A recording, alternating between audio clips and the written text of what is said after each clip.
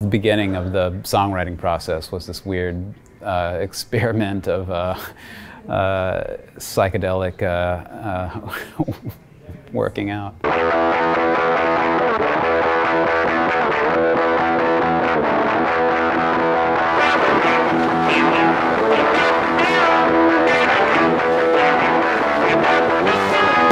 trying to forget about someone I love. I'm trying to leave the person behind. I'm trying not to think about someone dear, but trying don't work sometimes. I'm trying not to picture a face I saw. I wasn't sure that we were ever going to get there, that I would ever be back on a stage again, and it made me think about the lifespan of the band, and you know, we've been together for 10 years, and I thought, you know, maybe that was it. Maybe it was just 10 years, and maybe, I mean, it's kind of absurd to be able to call yourself a professional musician anyway. Just like it's something that I never took for granted and I was always appreciative of, but I didn't really realize how absurd and special it was to the extent that I did when I asked myself, could that have been it? Could that have been the entirety of the band? Independent of the pandemic, these 10 years passed really fast, and I would love for another 10 years of that to, you know, be expressed through Parquet Courts. Every move black widow spider. Climb, climb, climb into me, black widow spider. There were moments when, like, Austin would put on like a dance 12-inch and we'd listen to it with Roddy McDonald, one of the producers, and so that was like kind of the origin of a lot of the songs. Would, you know, we'd be listening to music, kind of just talking about music, and someone would be like, oh, that drum line's cool, and then you know, Max, go in there, like lay something down like that, and so a lot of the, especially the stuff we did with Roddy, a lot of the songs kind of start with this kind of point of inspiration, and then we, you know, hit record on the tape and just kind of fill up 38 minutes of tape with kind of jamming around one idea that kind of is the beginning of this song, but often it evolves into something completely different. When we were doing Walking in a Downtown Pace, there's that beat in there, that which is actually my brother banging on a trash can on that song. Something that I think is interesting about bands is that you are kind of channeling 4 or 5 or 3 different people's idea of musical and creative expression into one sort of singular voice, and it's one of the most exciting things about, you know, being in a studio as a band, is this sort of collective effort that you're making out of you know, the musical ideas of 4 different people in this case. You know, I kind of got into stuff more on like the techno side of things. Austin is very involved in stuff that's more kind of like disco house kind of side of things. And he DJs in that world as well. Part of his contribution to the record was like his falling in love with that. Yeah, I mean, I've been a fan of techno music for you know, a few years now, just as, you know, as someone who is just a lover of music and kind of always searching for something new. It kind of came to me at a time when, you know, I kind of needed to have a new experience with music, because you know, the way I engage with rock music is not necessarily the way I engage with music that's like, you know, capital D dance music, you know.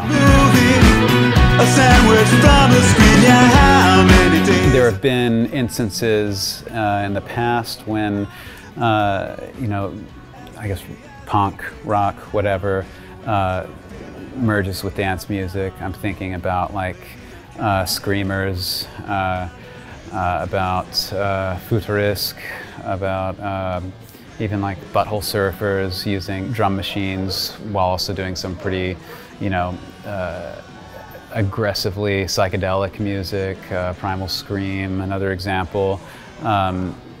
That I think those are all very different sounds, which leads me to believe that there's still, you know, things that can be done with interpreting these few different sounds and trying to fuse them into one record. And I guess Sympathy For Life, maybe it will be, you know, considered a part of that tradition, you know, but at the same time I also sort of consider it very much like a psychedelic rock record too. You know, it's definitely, there's guitars as much as there are drum machines on there. I think one of the cool things about the process of this record is that, you know, as Austin got very into synth and Max got into drum machines, I was also kind of treating my instrument, guitar, as a lot, you know, I was trying to do new things with that, just in, I guess because I saw them like doing new things with their instruments. And so I guess that's one of the things that made the record very fun to create, because it was kind of a very new approach as far as songwriting and song forming goes, something that definitely Roddy was really like vocal and encouraging us in.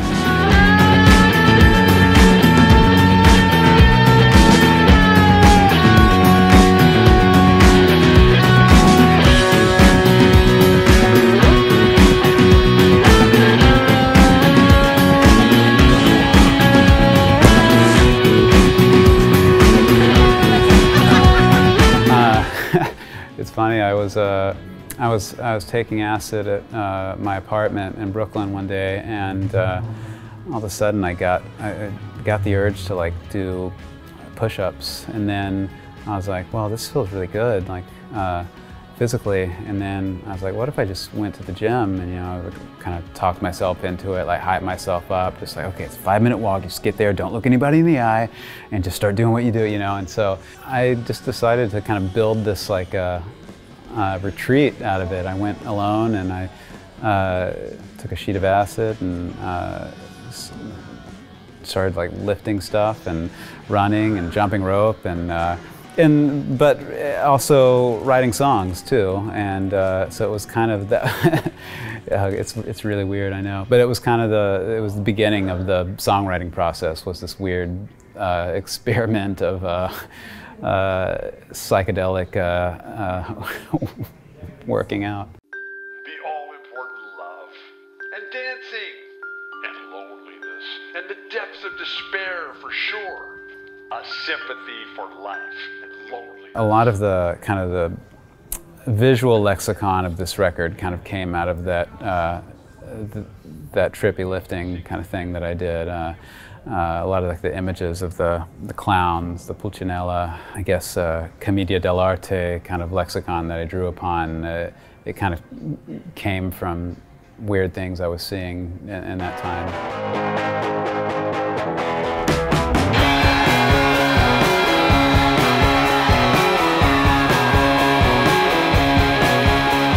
I think a lot of recurring kind of lyrical motif in Parquet Courts is kind of our relationship to and engagement in late capitalism, our engagement to capitalism as New Yorkers.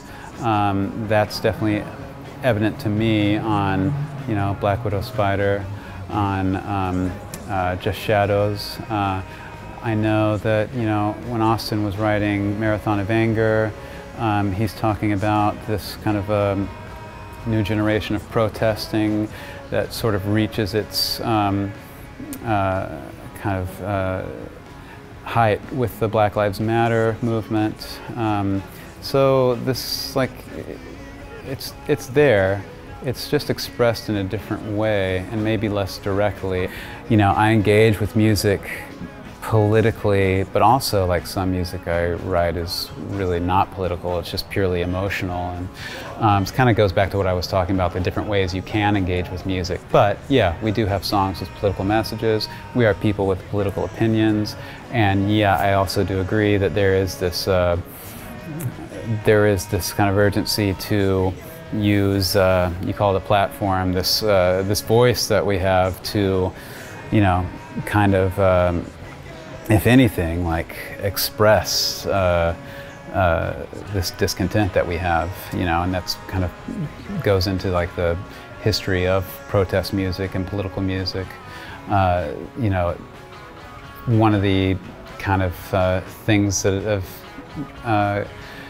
I've fell in love with punk and hardcore music was this kind of well, it changed the way I see the world, really. I became vegetarian. Like I became like aware of different kind of geopolitical issues through this kind of music, and so because it's the kind of like music that I really fell in love with and like completely threw myself into and engaged with, like I guess I do carry that into the music that I make.